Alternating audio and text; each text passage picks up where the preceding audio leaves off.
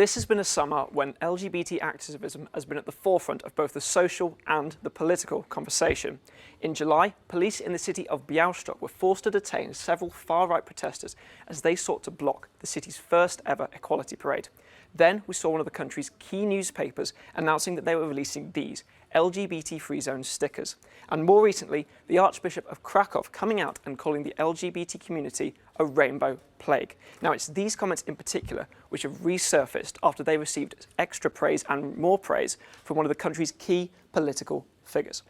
Now, Jarosław Kaczynski is the president of the Law and Justice Party in Poland. Now, that's the ruling Conservative Party. And at a campaign rally on Sunday, he compared comments from the LGBT community and praised the Archbishop for saying that he spoke with such absolute and ambiguous words, whilst himself then referring to the LGBT rallies as a travelling theatre. Now, this is a particularly important point because political analysts have said that the Law and Justice Party have used this as a strategy ahead of the elections, especially in a country where the Catholic Church continues to hold such an important role.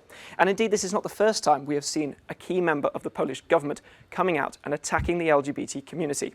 But what is life like in Poland for those people living as the LGBT community?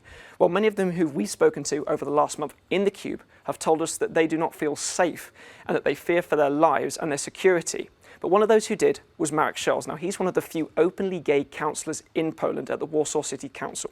This was his reaction to Mr. Kaczynski's speech. When we see that such message is transferred from the very centre of the Polish government, of the Polish parliament, how can we feel safe? Many people are influenced by this.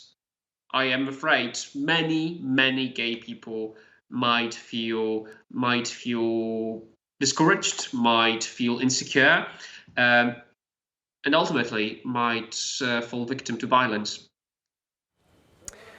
Now, when we see comments like this, we've reached out to the Law and Justice Party for further comment, but we haven't not seen a response yet. But when we see speeches like this and also reports that mayors across Poland are seeking to block LGBT rallies from being held, it's clear that this issue is going to be at the centre of the conversation when it comes to the elections, which will be held in October this year, with many of those activists, Janat, telling us that they do not feel safe and fear for their lives if the Law and Justice Party and their LGBT ideology continue.